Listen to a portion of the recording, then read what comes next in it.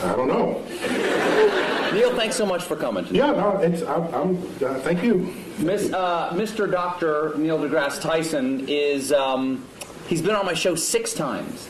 And often when I come out to greet the audience before I do my show, they ask me, who's your favorite guest of all time? And I say, not just for volume, but it's Neil deGrasse Tyson.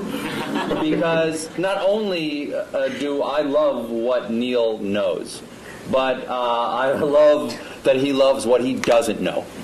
Always interested in the next thing to learn. Oh, yeah. And always roll to whatever idiocy my character wants to throw on him.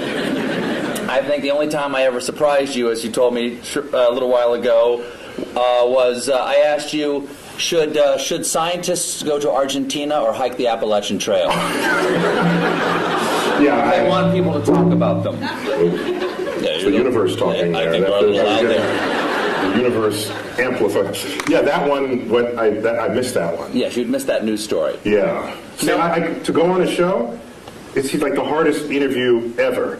I have to I'm laden with current events just to mix with my science because I don't know where he's going to come at me. And I got to be ready with 7 tennis rackets to hit it back. And I'm upset because that one news story, remember with the guy, was it South Carolina guy? Who remembers?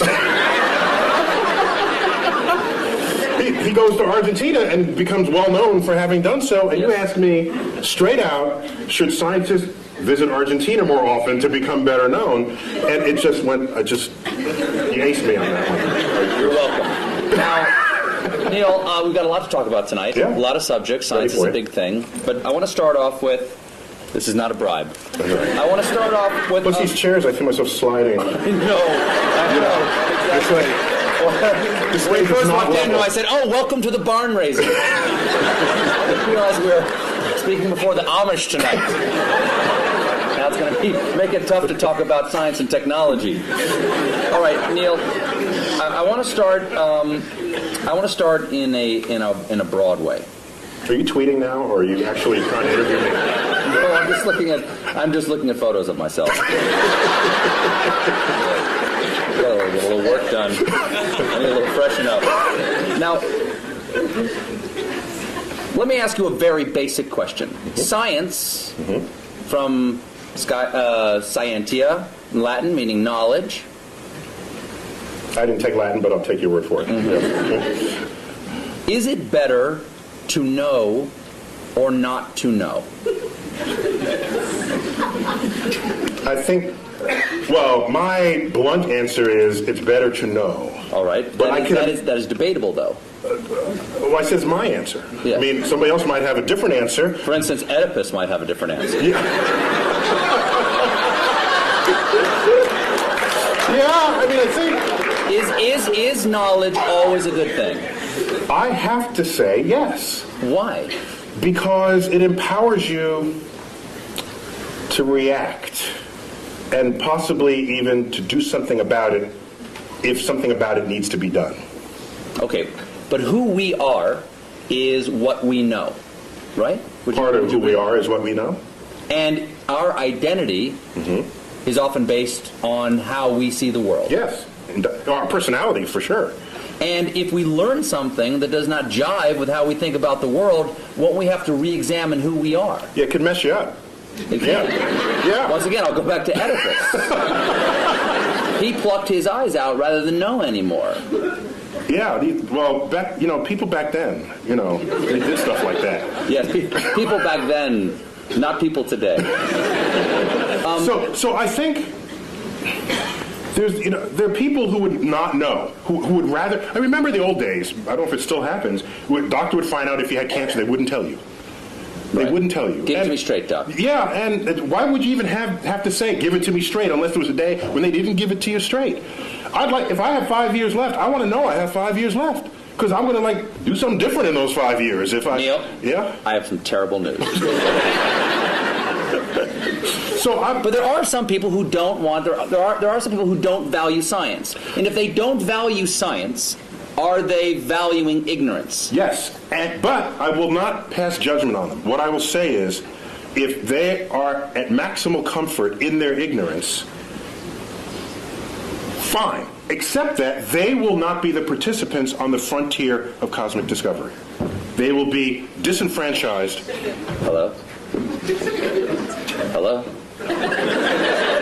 I'm sorry, I've got a phone call. Hello? I'm sorry. I have to take this. Hello? My mic isn't working? Hello? Now who's in control? So they won't be in control of the next, won't be participants. No, in the they next cosmic won't. discovery. They won't. Not only will they not be on that frontier making any discoveries, they're not in a position to enhance their life for having access to those discoveries themselves. Can knowledge ever be a bad thing? I don't think so. What about actions that knowledge takes us to? Do you think that Oppenheimer, when the bomb went off, and he said, "I am become death, destroyer of worlds," do you think he perhaps questioned for a moment whether the knowledge they achieved that led to the creation of the bomb perhaps should have been left undiscovered?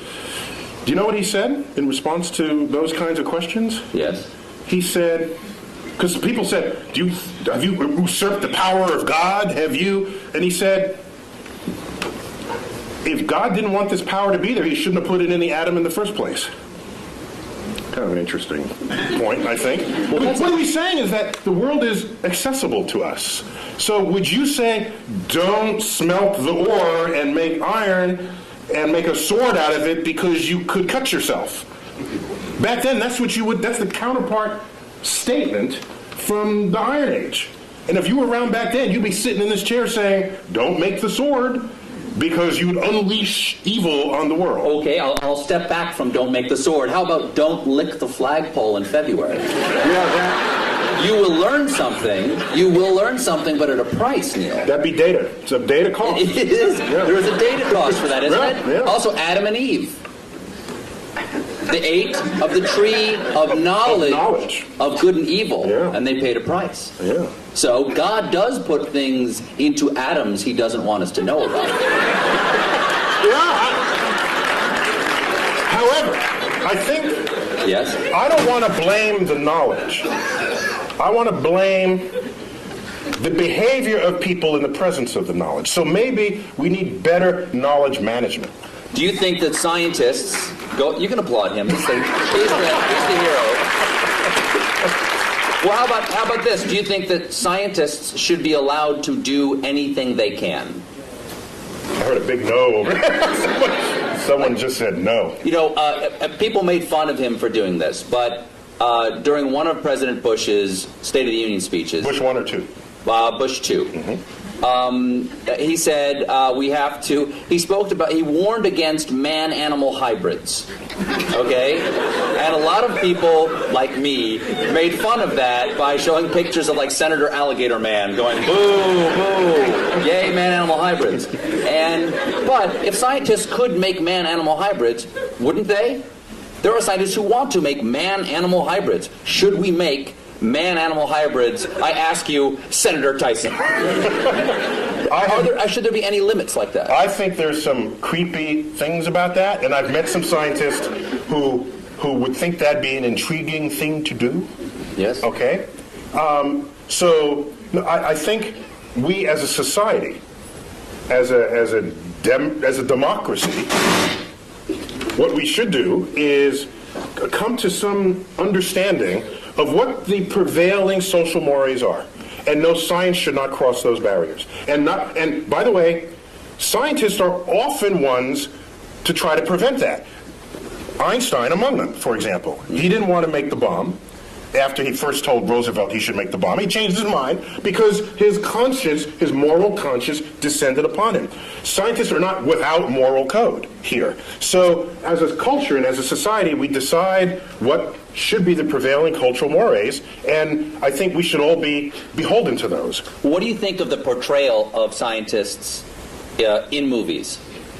Because often, for instance, the scientists who make the Terminator, they're the bad guys. Scientists lead us to the Terminator, or they create the superbug that wipes out the world, or they enrage the monster at the bottom of the sea. When you part the curtains and at the bottom of all of that, there's a politician funding that research.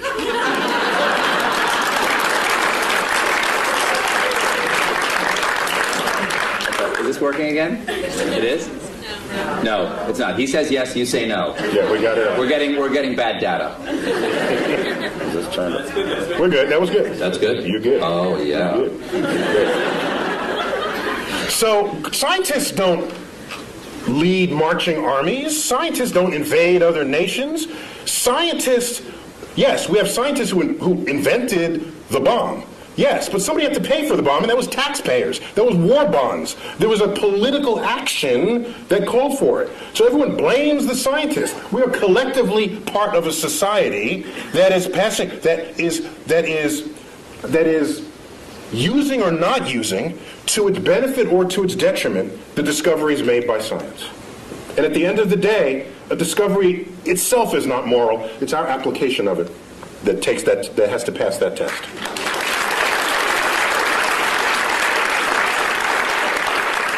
Would you agree that there's a distrust of science on a certain level in our country? I mean, unless it's, going to grow my hair back. Yeah, Science... Or do other things to your anatomy, yes. Right, exactly. Yes. Science, exactly. Yeah. Science, I've gotten those emails.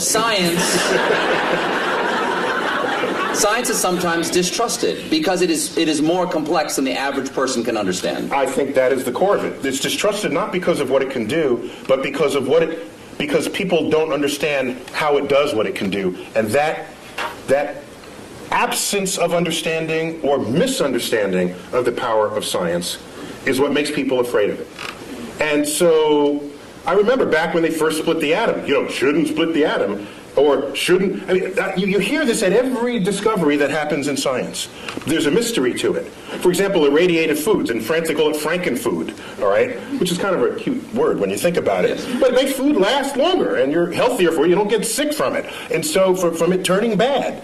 In fact, NASA does it all the time. NASA can make a slab of meat. You wouldn't necessarily put this in your refrigerator, but NASA can make a slab of meat that'll last 30 years. I tasted it. And?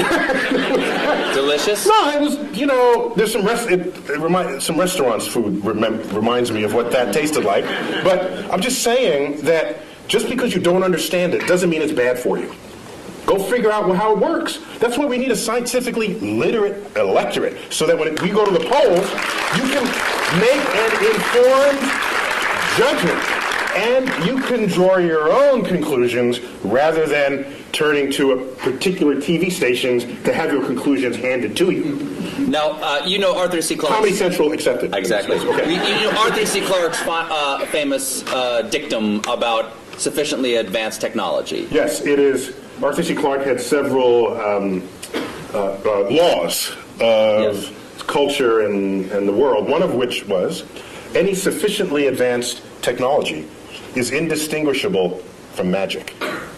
So, if something gets too complex for the average person to understand, it's magic. It's like magic. And you have powers that I don't trust, because I don't know what you're going to do with it next. Whereas if you understood how it worked, you say, hey, give me one of those. I mean, that's how that would work.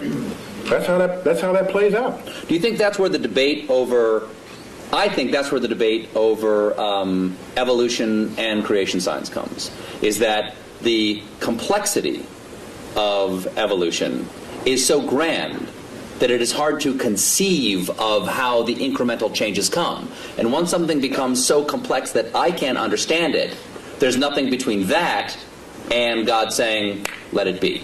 Well, one of the beauties of evolution is that complexity does not come about from complex ideas. The ideas are actually quite simple. And you can show on a computer how those simple forces can generate complexity given enough time and enough variation in environment, which is just what the history of the Earth supplies. So science literacy is an important part of what it is to be an informed citizen of society. Let's get away from our understanding of science, or lack thereof, and get to science itself. Okay. I'm with you. Here's a transition from talking about us mixing science and religion and getting back to science. Mm-hmm. God is truth, people think. Mm-hmm. Okay, some believe God is truth. Truth is beauty. Is there anything in science to you that is beautiful? Or rather, what is the most beautiful thing that you know of in science? E equals MC squared. Really? Oh, that's awesome. It is. So that equation doesn't just have a great publicist. It's actually...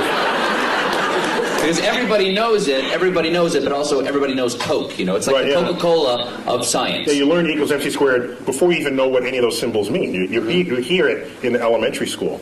It's a gorgeous thing. What is beautiful about E equals MC squared? First of all, tell everybody what all the pieces mean. Well, E stands for energy. M is mass. C squared is just the speed of light squared. That's just, ignore that for the moment. The thrust of that equation is that energy and mass are equivalent to each other, which means you can transmute one into the other and back. What makes it extraordinary is that that hardly ever happens in our everyday lives, yet it's going on all the time in the rest of the universe. And so we're in this little pocket where E equals MC squared is not visible. It's not visible. It's not happening in our lives. No. But if it did, the world would be really different. Light coming from that bulb would all of a sudden pop into a particle, and the particle would combine and pop back into light again. Would it hurt? It can, yeah. It would sterilize you. There's a lot of, the kinds of particles that would do that they would sterilize you, yeah. That'd be bad. I've had my kids. Yeah. So it goes on in the center of the sun. It went on at the Big Bang. It goes on throughout the universe, wherever it's hot and heavy. But what is beautiful about it to you? It's simple. It's simple, yet it accounts for hugely complex things. And for me, that is where the beauty lies in the truth. No. If I had to give you a complex theory to understand a complex phenomenon, send me home. Because what's the point? Well, now, there's no tablet in the sky that said it had to be simple to end up being complex. It's just a remarkable fact about the universe. So why not celebrate it? The fact that pi, right? Let's say the numbers together. 3.145926. We got a few geeks over there. That's a nerd fest. We got a geek thing going on over there. Not bad. The fact that you take a circle of any size, a circle the size of the universe itself, and divide it by its own radius, and you get that number, that's beautiful. I have to pause, and I get misty thinking of this. I'm sorry, that's just another one, that the atoms and molecules in your body are traceable to the crucibles in the centers of stars that manufactured these elements over its lifespan, when unstable, on death, exploding its enriched guts across the galaxy, scattering it into gas clouds that would ultimately collapse and make a star and have the right ingredients to make planets and people. Which means we are part of this universe. As I've said many times, and this goes back, not only are we in the universe is in us.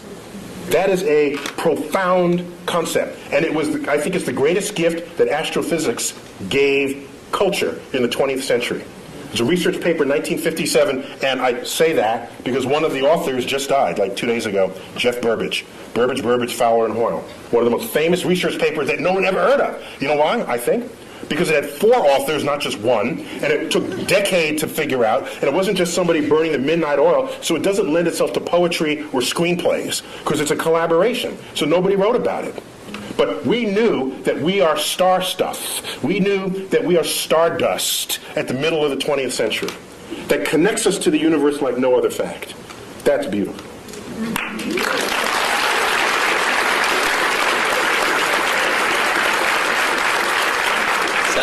Sounds like you have written poetry about it. Once it gets in you, you have, the only way it comes out is poetically. No! You write poetry. You write sonnets. I don't know if they're sonnets, but occasionally a word rhymes in it, and I don't know what to call it. But sometimes if you feel deeply about something, I think the greatest poetry, not that I'm an astrophysicist, right? That's my disclaimer. Mm-hmm. But some of the greatest poetry is revealing to the reader the beauty in something that was so simple you had taken it for granted. That, I think, is the job of the poet. And so, the simplicity of the universe, which started this part of our conversation, I think if it doesn't drive you to poetry, it drives you to bask in the majesty of the cosmos.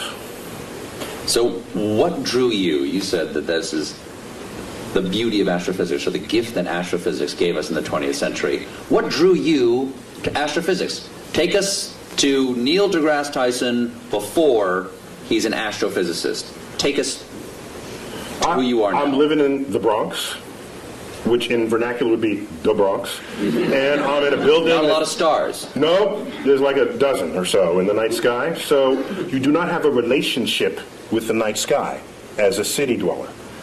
And my parents, I have a brother and a sister, they would take us to, each weekend we'd go to visit museums and other sort of cultural things in the city. And one of those weekends we went to the Hayden Planetarium. The local planetarium, the one right there in Manhattan. And you sit in the chair, and the lights dim, the stars come out, and I said, "Oh, that's a nice hoax, you know. That can't be real. I'll enjoy it while there's it, but that's fast. They think there's that many stars up there. Like, what kind of? Are they pulling my leg?" And a couple of years later, I go out to Pennsylvania in another trip that we took, and I looked up at the night sky, and in what persists to this day, in what is an embarrassingly urban thought. I look up at the night sky from the finest mountaintops in the world, and I look up and I say, "It reminds me of the Hayden Planetarium." It's embarrassing. See, I beg forgiveness. Wow. But so strong was that imprint that I'm certain that I had no choice in the matter. That, in fact, the universe called me. And I wonder that if I'd grown up on a farm and the universe and the sky was just always there, I wonder if that would just have become wallpaper to me, and I wouldn't have then been struck by it as I was at age 9. I'd never known anything of it. And then it just slaps you in the face. And from then on, I was hooked. It took 2 years for me to figure out you can do that as a career. But starting at age 11, you asked me, you know that annoying question adults ask kids, what do you want to be when you grow up? I heard a comedian say, you know why they ask? Because they're looking for ideas. Paula Poundstone said that. If you had asked me from age 11, what do you want to be when you grow up, I would have told you flat out astrophysicist. And my whole life aligned to that. Got a telescope, got a camera, photographed it. All my science fair projects, one was getting the spectra of the sun and analyzing features in the spectra. I built the spectroscope. So I was like nerd kid, card carrying. But I was bigger than other kids, so I was insulated from a lot of what might otherwise happen to nerd kids. But you wrestled, too. I was captain of my high school's wrestling. I've seen you in that wrestling outfit. You can rock a singlet. Well done. Now, singlet is what you call the one-piece... they know. No, okay. So... You wanted to become an astrophysicist. That leads to another question, which is, is it better to not to know? It's better to know. Can it be beautiful? Yes, can it be beautiful? Is science a thing, or is it a way to look at the world? Is it a verb, or is it a noun? It is both. The world is not just, is it this or that? Is it a planet or not a planet? Sometimes... You must choose. It's fuzzier than that. Sometimes... So if I have a lot of facts in my head, if I can absorb a lot of facts, am I a scientist? No, you're a fact memorizer. In fact, I'll accept that as a compliment. Our academic system rewards people who know a lot of stuff, and generally we call those people smart. But at the end of the day... Who do you want? The person who could figure stuff out that they've never seen before, or the person who could rattle off a bunch of facts? At the end of the day, I want the person who could figure stuff out. And science... Say if we're trapped on an island. Exactly.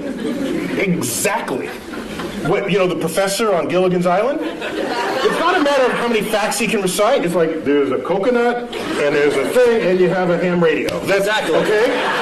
Seawater, you stir in the salt water. You hook the wires up to Gilligan's fillings, and then you listen to his ear. Listen in it. So it's an understanding of the relationships. While we're on it, Ginger or Marianne? Totally Ginger. Ginger. Complete. That was like, she came around the wrong time of my life. I'm there. It was like Ginger all the way. For sure. So it is a way, It's a way of approaching the world. It's a way not only of approaching the world, it's a way of equipping yourself to interpret what happens in front of you. I think of science, the methods and tools that enable it, as kind of like a utility belt that you walk around with, you know? And you come upon something. Are you a superhero? Yeah, In your mind, are you super science? actually, when I was a kid, I wanted to be Mighty Mouse when I was a kid. Really? I wanted to sing opera as I went to sing. To save the day. Yeah. So it's a tool belt. It's a tool belt. It's a utility belt. Utility belt, sorry. Because I'm tools- picturing you in the singlet with the utility belt. A tool belt, the difference is a tool belt, you know, if you have a hammer, as they say, You can hammer in the morning, you yes. can hammer in the morning, if I had a hammer. The problem is, if you start wielding a hammer, then all your problems look like nails. And maybe they're not. Maybe it's more subtle than that. And so your toolkit has to be able to morph into what is necessary for what it is that you confront at that moment. And so, yes, you're equipped with methods of mathematical analysis, methods of interpretation. You know some basic laws of physics. So when someone says, I have these two crystals, if you rub them together, you'll get healthy. So rather than just discount it, because that's as lazy as accepting it.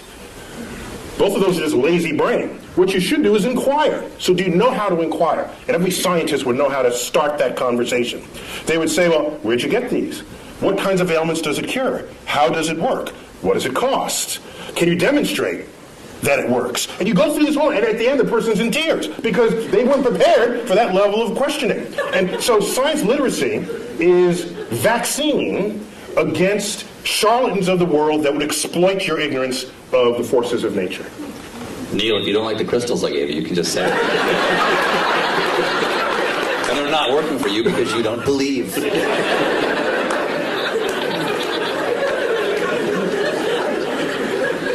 Is there any science fiction you admire?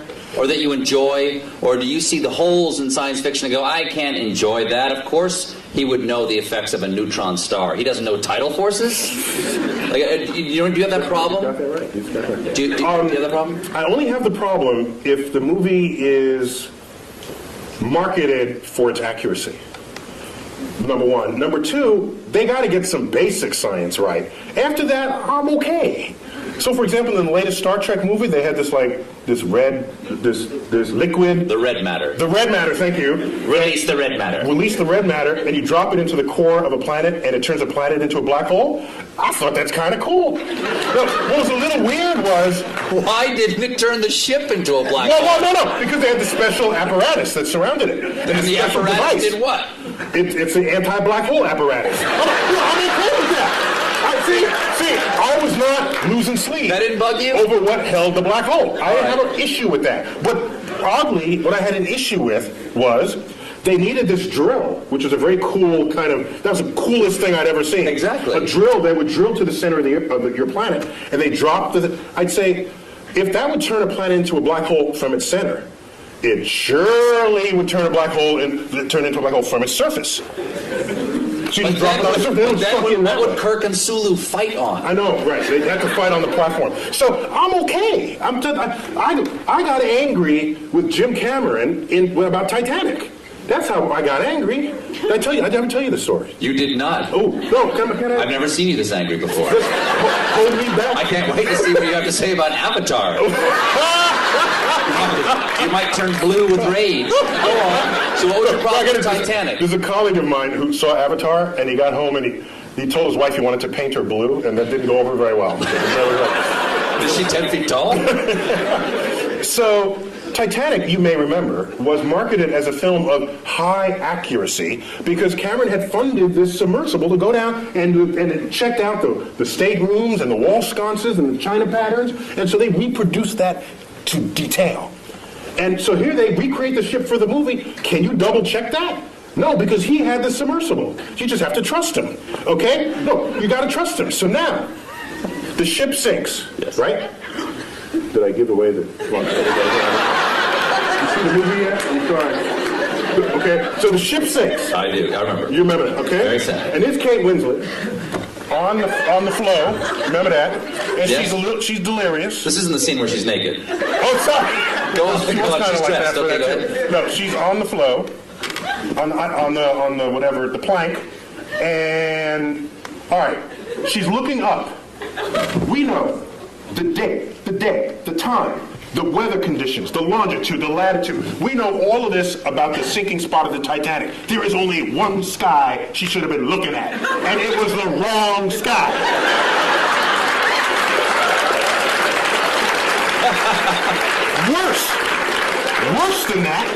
Worse than that, the left side of the sky was a mirror reflection of the right side of the sky. So it was not only wrong, it was lazy. And So halfway through, they just went, just flip it, just flip it. no one will know. And so I was livid. Ooh. I got out my finest stationery, and I wrote a letter to Jim Cameron. No reply. 5 years later, I bump into him. He was on a NASA committee, and my sort of presence with NASA was growing by then. And I bumped into him in a meeting. And I said, Mr. Cameron, I just have to ask. You know, the sky is not the right, it's black, what? And he says, well, actually that happened in post-production. So he's absolving himself of guilt, but I wanted him to grovel in front of my feet, which he did not do. Now, wait. So I was angrier after that. Later on, Wired magazine honors him for Discoverer of the Year, Explorer of the Year, and they want to hold their party at the Rose Center for Earth and Space. You don't come into my house and get the sky wrong. Okay? Is my microphone working? Or did it fall? You're loud enough, you don't need a microphone. There we go, it fell down. Can you hear me now? Mine, yes. Okay. So, he's in my house. And as a courtesy, they extended me an invitation to have dinner with a small group of them after this award ceremony. So I said, yeah. So we go to dinner. There's 6 of us at the table. The wine is pouring. So I said, Jim, I don't know if you remember, but I brought this up some time ago about the sky. And I wouldn't be so upset, except that everything else you boasted was so accurate. And we can't even check how accurate that is, but anybody can spend $50 for a planetarium sky program and look at the sky and know that you got the wrong sky. What gives? And you know what he said? He said, last I checked, worldwide, Titanic has grossed $1.3 billion. Imagine how much more it would have grossed if I got in the sky right.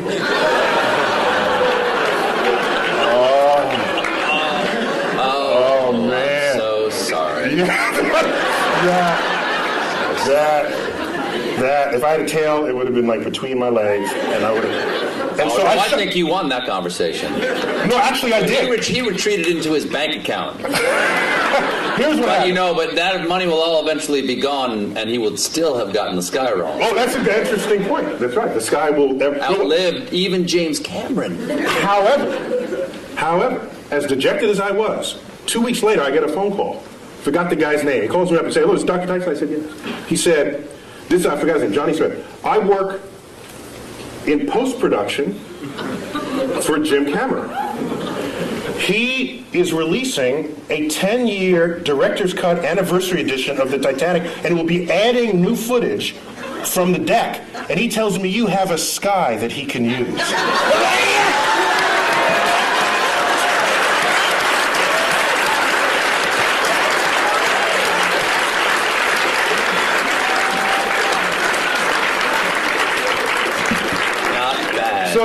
Not bad. You got your taste, right? You got a little taste. Yeah, right? it was good. No, I'm not. I'm a public servant. Yeah. I don't need pizza today. Me too. So if you're gonna claim it's right, then I'm gonna hold you to it. If you're not, then I'll just sit back and enjoy it. What I don't like? Is the people who you go see a movie with who read the book first. Get rid of them. They don't belong in the movie theater. All right? It's like, the book was better. Well, get the hell out of it. Get out of the movie theater. Go back to your book. Leave me alone. Those people I can't stand. Stay home. We should not go to the movies together.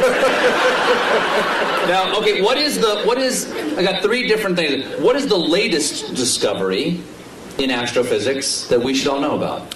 One of my favorite. I got to go back maybe 6 months for that. 8 months, may I? Okay. Okay. Well, we discovered water on the moon. That's kind of cool, because where you're going, you want there to be water. All right? That's a good thing for life. But what struck me the most, earlier in 2009, we discovered methane on Mars. Methane. If you have a gas stove and you live in a city, chances are it's methane. It's a flammable gas. You say, well, so what? Who cares? Except that methane is the byproduct. It's a part of the gaseous effluences of anaerobic bacteria, which on Earth operates deep in the intestinal tract of farm animals. That's a very scientific way of saying there are Mars farts. That's what you're saying, I right? didn't want to say it. Yeah. You got a doctor in front of your name. You can't say stuff like that. I can't say stuff like that. But that means that is possibility, or is that yeah, there's life, but no one will come out and say it? It means while you can generate methane other ways, such as well, it's sunlight. It's a combination of pressure, temperature, and energy source. You can manufacture methane. Magic. Right? So, but chemical magic, yes. Chemical magic. But it is a natural byproduct of bacteria that thrive in the absence of oxygen. And you don't have oxygen deep in your intestinal tract, neither do any farm animals. And if you're down under and Mars doesn't have oxygen. So it's tantalizing to think that maybe there are life reservoirs in aquifers beneath the Martian soils. Well, as I was saying before about is it better to know or not to know, there are things about our own identity that we take from the knowledge that we have, yes, we do. or the things that we don't know, the assumptions of things that are not there to be known. And instead of using the word identity, I'd say they have an impact on our ego. Yes. Because the more we learn about the universe, the smaller we get, all right? In time, in space, in size. And so if you go in... Not the way you just described it. The way you described it, you're a supernova. Well, that makes you bigger. Well, I think if you know about what's going on, then it's not mysterious and you're a participant in the unfolding cosmos. Otherwise, you are consumed by it and you fear it and you shun it. And you say, I don't want to know that I live on a speck called Earth, orbiting an undistinguished star in the corner of an ordinary galaxy in an expanding void of the cosmos. There are some happy thoughts in there, like understanding how that worked, recognizing that the human brain figured that out. That's kind of cool. There's a lot we still don't know, but what we do know, I think we can sit proudly and celebrate what we know about the universe. Maybe now, not every one of us figured it. Took a few key people like Newton and Einstein, but we learned what they taught us, and each of them stands on the shoulders of giants that came before them, just as the quote goes. Let's celebrate it, not fear it. But if we found out that there was life someplace other than Earth, what do you think that would do to our identity or our ego? It may signal a change in the human condition that we cannot foresee or imagine. I think it would. Now, I think the issue would be not if we find bacterial life, which is kind of what we're looking for now. Bacterial life, there's no question about whether in our mind's eye we reign supreme over bacteria, although it can win. Bacteria, do you know in 1 linear centimeter of your lower colon lives and works more bacteria than the number of people who have ever been born in the history of the world? So in fact, we are just hosts for bacteria to lead their lives. So from the point of view of a bacteria, we're just a place to live. A dark, warm place to live. But we're a planet, and they don't believe there's bacteria in any of the other planets. That'd be an interesting sci-fi novel. So the real issue is, if we find life on another planet that's smarter than we are, that would totally mess with our ego. That'd be the last, nail in the coffin of our ego. That used to be, well, we're humans, we're on Earth, and Earth is small, and Sun is insignificant. That'd be the last one, and I don't know how we'd be able to handle that. Do you think that there have been discoveries that have happened? For instance, I have heard discoveries that have changed our point of view about the universe that we are not aware of, that they've changed. In other words, the change has been so gradual, we don't realize we see the world differently. Has E equals MC squared because That's coming up on 100 years? I'll tell you. Yes, it is, actually. Well, no, we're past the age. Last year was 100? No, 1905, so 2005. Okay. But So I got one for you. has that changed us? I got one for you. In the 1920s, which was a watershed decade in the history of science, in that decade, we discovered that not only our galaxy, the Milky Way, is not the only existence of anything in the universe, that there are other Milky Ways out there. That recently? 1920s. Was it just the optics didn't exist for that? We needed a big enough telescope, and Edwin Hubble wielded all the glass that necessary to accomplish that back in the 1920s. He said Hubble, before the telescope, was a man and had his own telescope, the biggest of its day, and he made that discovery. That there were these spiral fuzzy things in the night sky. We thought they were just local to us. They're whole other systems of stars. 100 billion stars unto itself, outside of our system. Not only was that discovered in 1926, 1929 he discovers that the universe is expanding, which means it may have had a back then, it may have had a beginning. If it's expanding, that meant it was littler in the past. Well, there must have been a day when it was all together in the same place. Thus was born the Big Bang. Okay, so now, also in that decade, quantum mechanics, quantum physics was discovered. That is the science of the small, the science of electrons, protons, neutrons, particles, nuclei. At the time, you'd say, this is just physicists burning tax money. Because who cares about the atom? I got my horse to feed. I got kids, you got issues in society. Yet it's quantum mechanics that is the entire foundation of our technological revolution. There would be no computers. There would be none of what you take for granted, your iPod, your iPhone, cell phones, the space program, without our understanding of the laws of physics as they operate on that atomic and molecular and nuclear level. And so the chemist has no understanding of the periodic table of elements without quantum mechanics. To them, it's just a list of elements. Quantum mechanics tells you why this column is there, and that's there, why this mates with that, and why that makes a molecule with that. That's quantum mechanics, and it's unheralded. You ask me, is there any discovery that has changed how we live? It is quantum mechanics. And I make this point because I'm ready to... Today, you hear people saying, why are we spending money up there when we got problems on Earth? And people don't connect the time delay between the frontier of scientific research and how that's going to transform your life later down the line. All they want is a quarterly report that shows the product that comes out of it. That is so short-sighted that that's the beginning of the end of your culture. So it's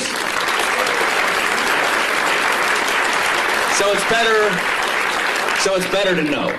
That's a really long answer to my first question. My second question is, let's take some questions. Do we have time to do that? Q&A. You better wave. You better hit me in the head with a rubber band. Okay. Very quickly before we get to questions here. How many can I ask? Ask one. Do we have microphones, or are we going around the room? We can repeat the question if there aren't enough microphones to go around. Let's start right here. Just one, please, sir. Is there a brown dwarf star approaching? Is there a brown dwarf star approaching? Okay, dare I suggest that I think I know much more deeply about what's behind that question. He's asking about Planet X. Do share. That would swing by Earth in the year 2012 and tip us on our axis and have it be the end of civilization as we know it. Is that right, sir? Oh, I heard about that. Yeah. I'm digging a subterranean chamber. Yeah. Me and my kids are going to be fine. Yeah, go on. Once it get here. It doesn't exist. Moving on. Next question. Yes. No, there is no Planet X. All gravity, all principal sources of gravity in the solar system are present and accounted for. Anything Yes, we sir. discover now are tiny and insignificant, like Pluto's relatives. Yes. Yes. Anything to say about Apophis? Apophis, an asteroid the size of the Rose Bowl, discovered December 2004, headed towards Earth. It's not alone among asteroids headed towards Earth, except that this one is headed, there's a whole set of asteroids that cross Earth's orbit. That alone is not a problem. You cross the street all the time, but at different times the trucks drive by, okay? So the issue is, are you crossing the street when the truck is driving there at the same moment? That simultaneity is what matters. Apophis when he ran the calculations, showed that there was a chance of it hitting us in the year 2036, with a close approach in the year 2029 on April 13th. A Friday, by the way. But here's what's significant about that. We've had close approaches before, but none this close. This is the size of the Rose Bowl, and on April 13th, 2029, it'll come close enough to Earth to dip below our orbiting communication satellites. Do you think 2.5% is a big number for that asteroid to come to Earth? No, right now the best estimates are several in a million that it will hit us in 2036. And if it does, it will likely hit the Pacific Ocean, plunge into a depth of 3 miles, explode, cavitate the ocean, send waves of tsunamis. The first one from the impact. The second one, because the water splashes back into the cavity, goes high into the air, drops back down and sends another pulse. This will go on about 40 times. There'll be multiple tsunamis. I was just on the Santa Monica beach 2 nights ago because Santa Monica is the first city to get hit because it's the beeline right up from Santa Monica, 600 kilometers into the Pacific. 5-story tall tsunami would take out the entire west coast of the United States. But nobody has to die because we know this well in advance. But I think 2 people will die. The stupid surfer who wants to surf that tsunami, we know people like this, right? You see them. And you know who else? Of course, the weatherman who wants to bring the camera guy closer. Can you see the waves hitting the shore? Okay, take him out too. We don't need either one of them, and we'll get on with it. That would be a great James Cameron movie. Yes. Tonight there's a wolf moon. Can you explain what that means? What's a wolf moon? Okay, each full moon of the year has a name, and there are regional variations among those names. And the wolf moon, it's when it's snowy and the wolves howl. You can see the wolf in the light of the moon because the landscape is white, and the wolves don't turn white, so you can see them against this. And so depending on if you live in a region where there are wolves, that would be what you would call it. Other full moon names you've heard of, the harvest moon is one of them. The honeymoon is one. That's the moon that's in June, the honeymoon, because that moon actually never gets very high in the sky. And it's amber the entire time. It takes on the color of honey. It's just called the honeymoon, and you get married in June. And that's where you get the name honeymoon for that.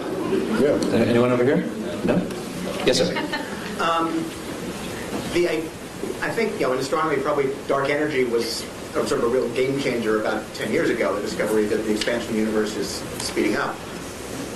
If there's a game changer in the next 20 years, what is it?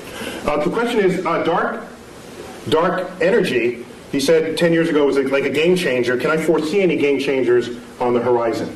Well, it turns out dark energy was not as much of a game changer as you might think, because we already had a slot for it in Einstein's equations. We already had a placeholder. No one had ever measured it before. So we just assumed it was 0 and got on with life. The moment it was discovered, we said, hey, now we can stick it in the equation. It's like, whoa! Its presence in the equation shows that there's this pressure operating against the action of gravity, making the universe accelerate in its expansion. And that's extraordinary, because it means that a day will come where these galaxies that Hubble discovered will move away from us with such speed that they will disappear beyond our horizon, and the total known universe at that time will only be the Milky Way, restoring the state of mind of our universe that existed before 1920. That's a spooky time. We would have to hand down the annals of cosmology from previous centuries to hear about the galaxies that were once in the night sky. So game changers going forward. If we discover the dark matter particle, that'd be kind of cool. If dark energy and dark matter, because we don't know what's causing either one of them, but we measure them. So they are real in their action on the universe. We just don't know what it is. Okay? As distinct from the ether 100 years ago, we never measured it. We just assumed it was there. There was no data. It was just dark matter, dark energy. We can call it Fred and Wilma. Don't think it's matter or energy. We don't know what it is. Don't let the name fool you.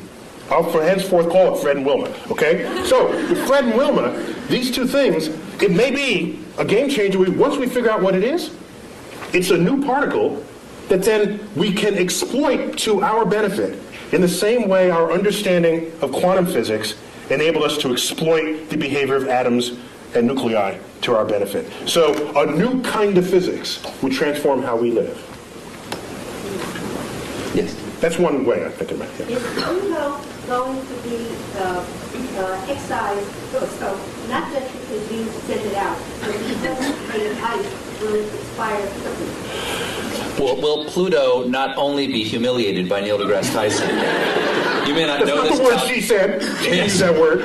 Excised from the family of planets. Neil was on the group that gave the recommendation that Pluto be demoted, correct? We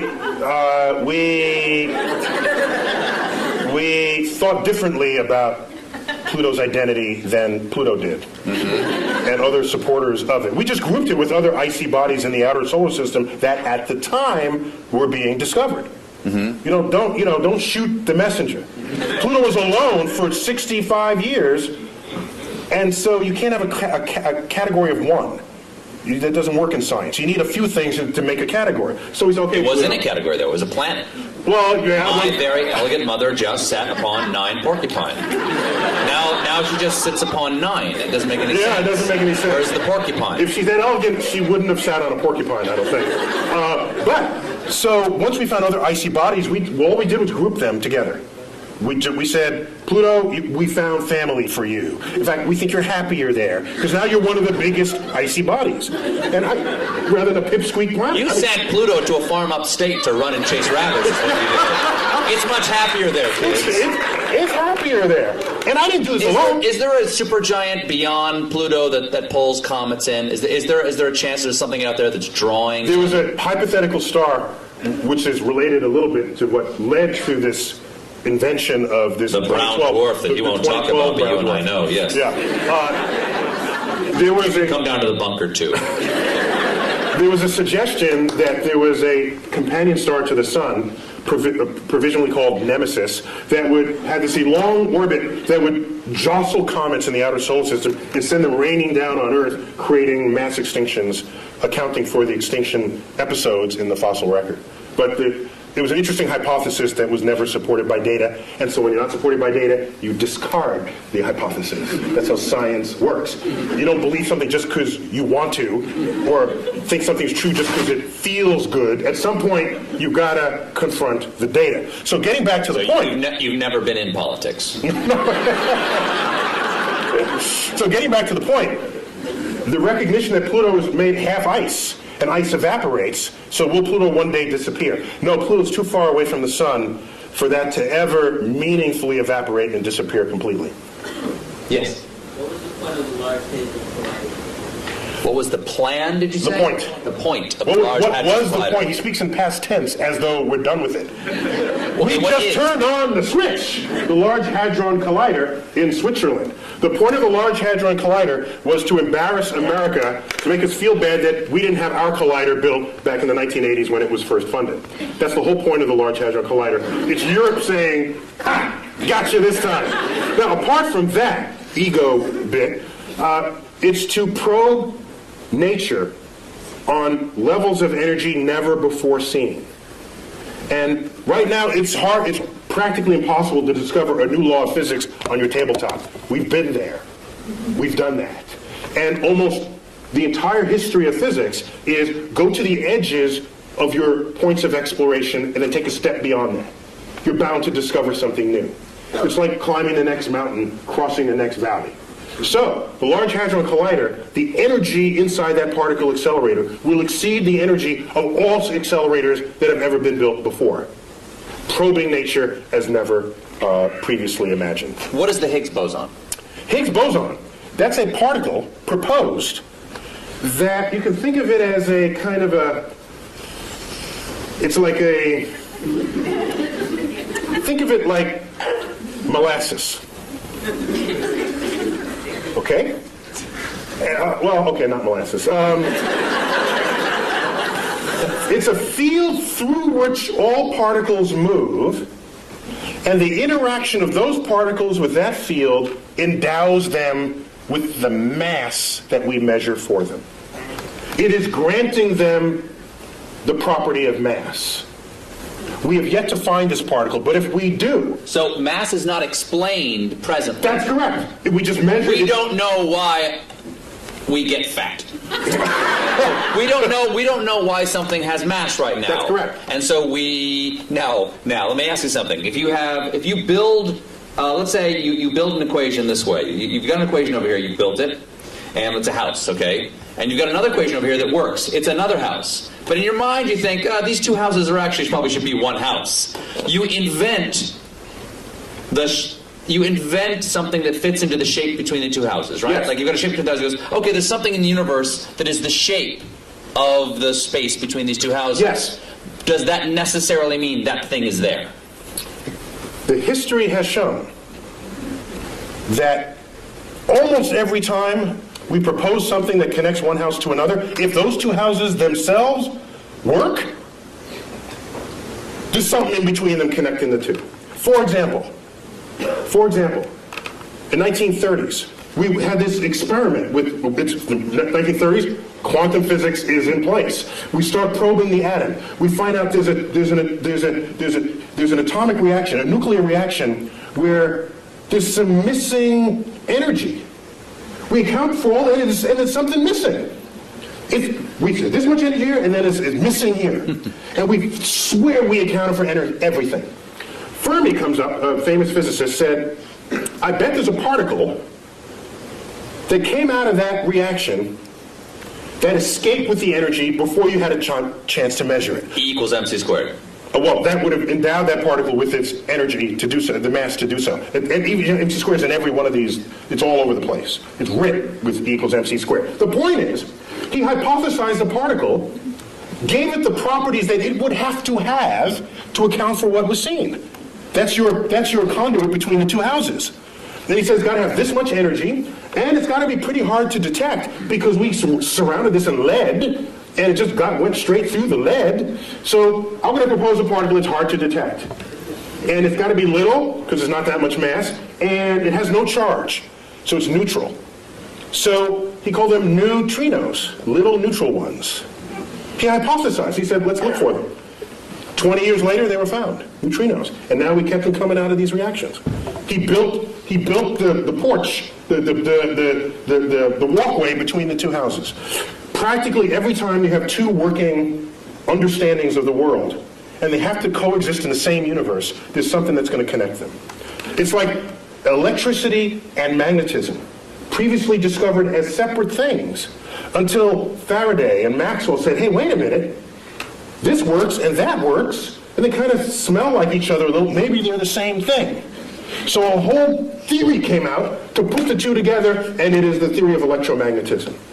You know this word. You just take it as a single word, but those used to be separate concepts. So we're going good with this. We're on a roll here. So why not continue? Yes, right there. Do parallel universes exist? Do parallel universes exist? We don't know. The parallel universes are losing favor to the multiverse. We have some cogent theoretical expectations that our universe might be just one of many, spawned from this hyperdimensional medium, which we'll call the multiverse. There's no data to support it, but we have good theoretical premise to think that it's there. And we have philosophical precedent. We used to think Earth was special and unique. It wasn't. We got 8 planets. We thought the sun was special. It's one of 100 billion suns. Thought the galaxy was special. No, it's 100 billion galaxies. We have one universe. Or do we? The track record said, why should there only be one? Be open to the possibility that you don't live in the majority-looking universe that's out there. Would a separate universe, when you say different universe, does that mean... Slightly different laws of physics, which makes That's it... what I'm asking, oh, yes. Oh, this is the fun part. Because if you manage to get a portal to another universe, don't be the first one to volunteer to go through it. Because your atoms are working in this universe. If the slightly different law of physics, you could implode, explode, come out with 3 heads, who knows? There's a different exchange rate over there. Yes. Yes. Someone, let's go in the back, in the middle, and I think you have a white sweater on, yes. Is it possible to tunnel through a black hole, like quantum mechanically speaking? Can a black hole be used to travel? How about that? Can we say that? No, it's a little different. Like, Steve, get with it. Tunnel through a black hole. yes. As if it creates a tunnel in space or time.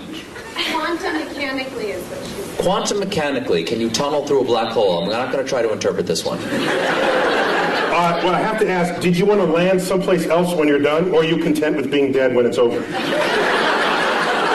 I need to know before I answer. I guess it's okay if I die. It's okay if you die. For science. For science. Stephen Hawking showed just recently that, and for me this was kind of spooky amazing, that black holes remember everything that they have ever eaten. Which means it's not a tunnel to anywhere. Everything that it ate is sitting there at the singularity at its center. Now the spooky part, that's not the spooky part. The spooky part is, Stephen Hawking showed 40 years ago that black holes can actually evaporate.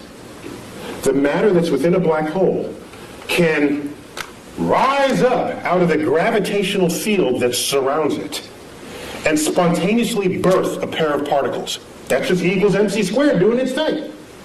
E equals mc squared. The gravity field has high energy density. Out of that pops particles. And those particles escape, taking matter away from the black hole. From the gravity field of the black hole. Doesn't that fly in the face of how we think of a black hole? In a black hole, gone forever. Because nothing escapes, because nothing can surpass the energy needed to go faster than the speed of light. Except quantum mechanics. This quantum physics from the 1920s gets you out of that problem. That's a classical understanding of black holes. You layer quantum mechanics on it, weird stuff happens. Completely legitimately weird stuff happens. So you birth these particles outside the thing. Now here's what happens. I dump you. That sounds like that. I'm not interrupting. That sounds like science is making magical exceptions for itself. Quantum physics is kind of magic. Because none of it issues forth from your common sense. Particles pop in and out of existence. One time it's a wave, the next time it's a particle, and it interacts with itself. And you measure it here, but it shows up there. If we were forged in that world, then all that would be common sense. An equals mc squared would be a daily phenomenon. You wouldn't need Einstein to figure it out. You'd be learning it in elementary school. But that is a foreign universe to us. And so what goes on there, you are prone to say, that doesn't make sense. You know something? It's of no obligation to make sense to you, because your senses didn't come out of that universe. Out of that universe of tiny particles. We don't live there. If you let something go and it drops, you say that makes sense. If you let something go and it goes up, you say that doesn't make sense. In quantum world, that happens all the time. It would make sense in the quantum world.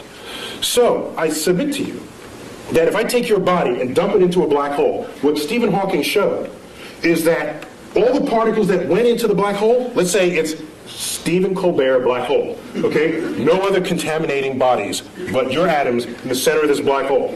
And I wait around, and out here in the gravity field, particles pop into existence. And I make a check, how many protons, how many neutrons, how many electrons, how many neutrinos. By the time this black hole is evaporated, it would have been every single particle that you were having fallen in the first place. Extracted out of the energy field of the black hole. So it remembers who you were even out in the gravitational field. That's spooky to me. Is the black hole now gone? Gone. Just it pops out of existence. Evaporated. It takes, by the way, it takes several trillion years for that, so don't wait around for it. It's that young man right there. How do you figure all this out? Okay. How do you figure all this out? It's an excellent question. Yeah, that's a good one. Isaac Newton did it all by himself. He was like really, really, really smart. A quick Isaac Newton story. He discovered laws of motion, laws of gravity. Just shows that planets don't orbit in circles, as Copernicus had thought, but in slightly flattened circles we call ellipses. And so a friend of his said, Ike, why? That may be quiet. I don't know what you're talking about. Why that shape and not some other shape? He couldn't answer that question. I'll get back to you. goes home for 2 months, comes back. Here's why it's that shape. They're conic sections that cuts through the thing. They said, well, how did you figure that out? He said, well, I had to invent integral and differential calculus to figure it out. So some people invent their own tools and methods to discover the world. Most people learn the tools from someone else and then apply them to make incremental changes. Some people make huge changes, like Isaac Newton and Einstein and others. Isaac Newton once said, if I can see farther than others, it's because I've stood on the shoulders of giants who have come before me. But I've read Isaac Newton, and his stuff makes the hair on the, if I had hair, it would rise up on the back of my neck, how plugged in he was to the universe. And I'm saying to myself, that quote cannot have possibly have been honest. What it really meant, if I re-give that quote to him, I'd say, if I can see farther than others, it's because I'm standing among midgets, that's why. He can see farther than everybody else. In the case of Isaac Newton. I'm afraid we only have time for one more question. Yes, sir.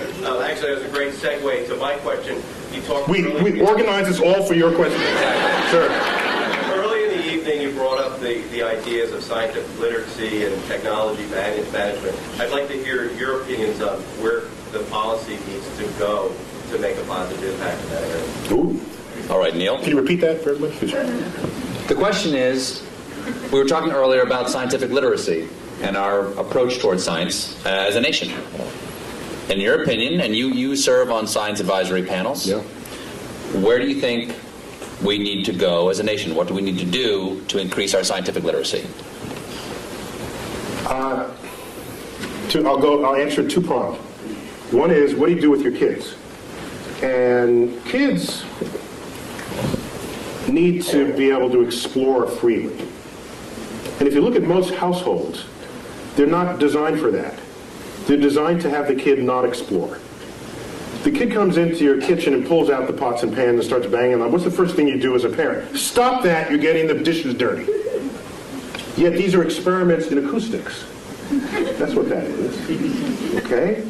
Whatever the kid is doing, if it has the chance of breaking something, you're going to tell them to not do it, without thinking that that's the consequence of an experiment that they are conducting. And every time the kid wants to do something, provided it doesn't kill them, it's an experiment. Let it run its course, even if it makes something messy. You agreed to have a kid in the first place? Fine, clean up after them. And when it open up...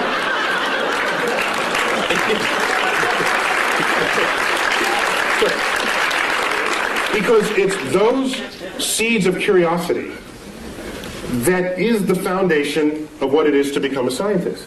Now, I don't want everybody to be a scientist. That'd be a boring world. I want the poets, and I want the musicians, and we need that. And I don't have it. But I'm talking about promoting science literacy. And so the first step for the parent is to get out of the way. Allow the child to explore. They start playing in the mud. Don't do that in the mud. I just cleaned those pants. You're getting in the way of another experiment. They start plucking the petals off the flowers you just bought from the florist. And you say, stop that, I just paid $10 for the flowers? Had you let that continue, they'd find in the middle the stamen and the pistil, and they'd learn something about the flower. For $10.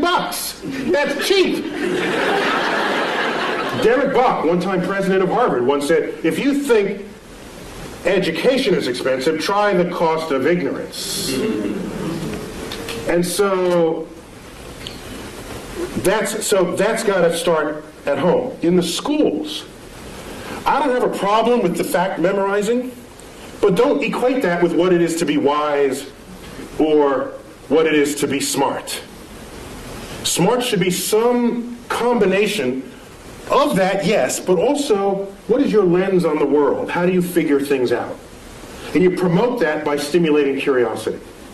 And I don't see enough stimulating curiosity in this world. This is a famous school right here. I saw the banner in the opening corridors. So you probably don't have that problem here, all right? But the whole world is not educated in this building. So a lot of change would need to happen in that regard. Now getting back to policy. I have tried. You do a simple Google, like YouTube and Tyson, my name, but put Neil so you don't get Mike. All right? Dining on someone's ear. Half of what ends up thrown onto YouTube are talks I've given where I'm trying to convince people, not only the public, but lawmakers and people in power, that investing in the frontier of science, however remote it may seem in its relevance to what you're doing today, is a way of stockpiling the seed corns of future harvests of this nation. And those seed corns, what they do is, whether or not you know it today, advancing a frontier, history has shown, has advanced the culture ever since the Industrial Revolution got underway. And we can speak more hegemonistically about it, that anyone who has embraced the powers of technology has enjoyed economic wealth, the likes of which the world has never seen, attendant with strength of security. Okay? And so people say today, they'll say, so suppose the next terrorist attack is like a chemical attack. Do you call out the Marines, or do you get your best chemists to figure out what to do about that? There's a point where your weapons are not as useful as the brain of the scientist who you could bring to bear on the problem. And so I see science and technology and creative investments in it as the most significant infusion to our economy that could possibly be conceived. The problem is it's not going to boost the economy next quarter. It's got a time horizon longer than most people have the patience for, and most politicians have the re-election cycle to be tolerant of. So what we need is a longer view on those investments. I don't want to have NASA going hand in hand trying to get money to stimulate the frontier of cosmic discovery. And that frontier now involves biologists in the search for life, chemists in understanding the soils of Mars, aerospace engineers.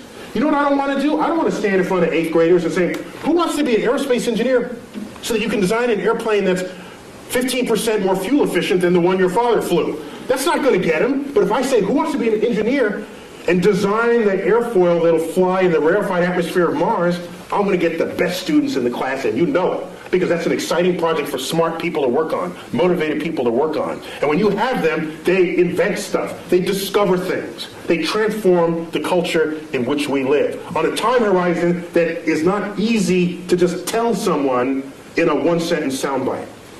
And what I want is a level of science and cultural literacy that will allow the public to be able to think beyond the election cycle, to think for themselves and say, this is a good investment. How many times have you heard people say, if you're not among us here, why are we spending money up there when we have the problems down here? Have you ever asked how much money we're spending up there? Ask that question. You know what the answer is? I've asked people, how much money do you think we're spending? Here's your tax dollar. How much do you think? 10%? 15%? Those are the kinds of answers I get. You know how much is getting spent? The rovers, the space station, the space shuttles, all the launch vehicles, all the NASA centers is 0.6 of 1 penny on your tax dollar. 0.6 of 1 penny pays for it all. And you're telling me, why are we spending money there and down here? If you need that money to solve these problems, you got some other problems going on. Okay? That's a whole other problem with society. So, I'm sorry, I'm getting off. So my point is, I think the greatest need is to be able to have the foresight necessary to make investments on the frontier of science, even if at the time you make those investments, you cannot figure out how that might make you rich tomorrow. Michael Faraday, in the 1840s, was the first one to pass a wire through a magnetic field. And it made a little meter tick it moved a meter. He hooked up to it. Now this guy, you do this and this happens. That's kind of cool. If you're nerdy, to a nerd, that's a cool thing, right? You do this and this happens. And so what was happening is, it induced a current through the wire. He showed his colleagues. It looked like just kind of a curiosity, a toy. Showed it to Parliament. They say, why, this is what we're funding? We're funding this toy? And this may be apocryphal, but it is said of Faraday, in response to this inquiry, said this, because they asked, what value is this to the British Empire and to the king? He said, I don't know what value it is today, but I know one day you're going to tax it. And in fact, that is the foundation of how all electricity is made today. And it would take another 60 years before electricity would come to homes. But who could have known it at the time? I don't want to be left behind.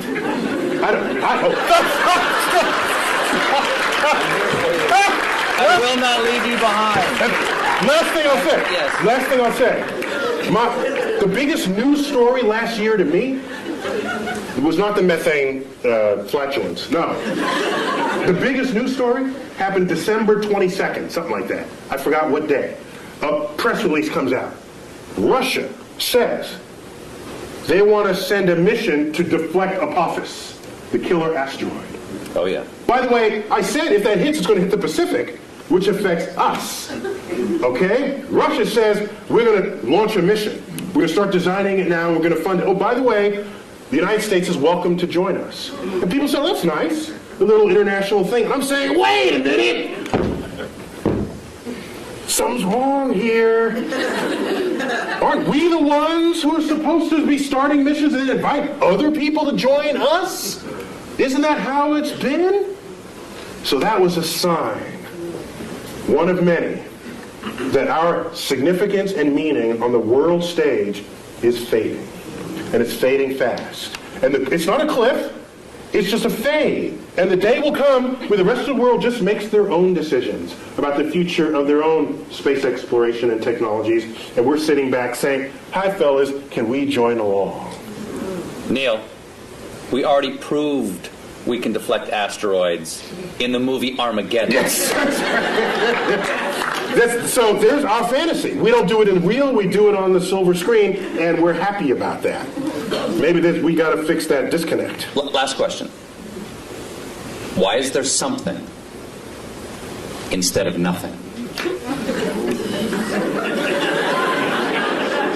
10 words or less.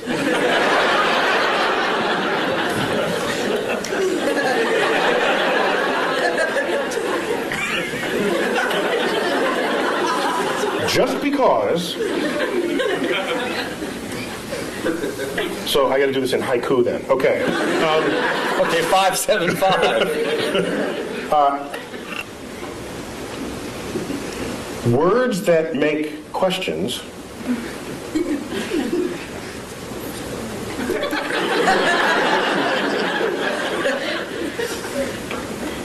may not be questions at all. I am well rebuked. Neil deGrasse Tyson, it is an honor to have you here and an honor always to talk to you. Please, come on, give it up for Neil deGrasse Tyson.